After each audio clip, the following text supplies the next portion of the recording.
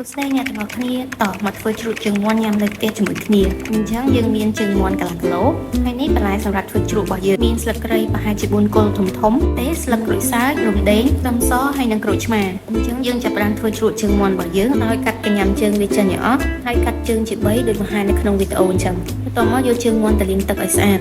យើងចាប់ផ្ដើមរៀបចំដាំទឹកដើម្បីស្រុះជើងមាន់របស់យើងនៅពេលទឹកពុះហ្នឹងយើងចាប់ផ្ដើមដាក់គល់ស្លឹកគ្រៃស្លឹកក្រូចសើចរំដេងហើយនិងលួចអំបិលចូលនៅក្នុងទឹករបស់យើងបន្តិចបន្ទាប់ពីដាក់គ្រឿងនឹងអស់ហើយយើងចាប់ផ្ដើមដាក់ជើងមាន់របស់យើងចូលស្រុះវារយៈពេល5ទៅ7នាទី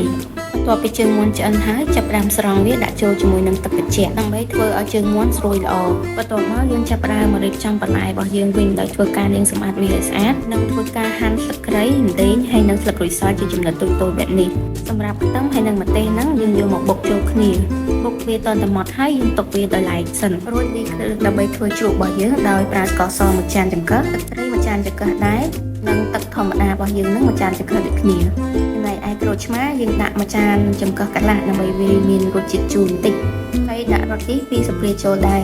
បន្ទាប់មកយើងកូរគ្រឿងទាំងអស់ហ្នឹងឲ្យរលាយសព្វចូលគ្នាចាំយើងដាក់ម្ទេសហើយនិងខ្ទឹមបុករបស់យើងចូលហើយនឹងមានគល់ស្លឹកគ្រៃស្លឹកក្រូចសើចហើយនិងរំដេងដាក់ចូលក្នុងហ្នឹងដែរបន្ទាប់មកលាយចូលគ្នាឲ្យសព្វហើយយកទៅដាក់ចូលជាមួយនឹងជើងមាន់របស់យើងបន្ទាប់ពីដាក់ចូលហើយយើងលាយជ្រក់ហើយនឹងជើងមាន់របស់យើងហ្នឹងឲ្យចូលគ្នាល្អ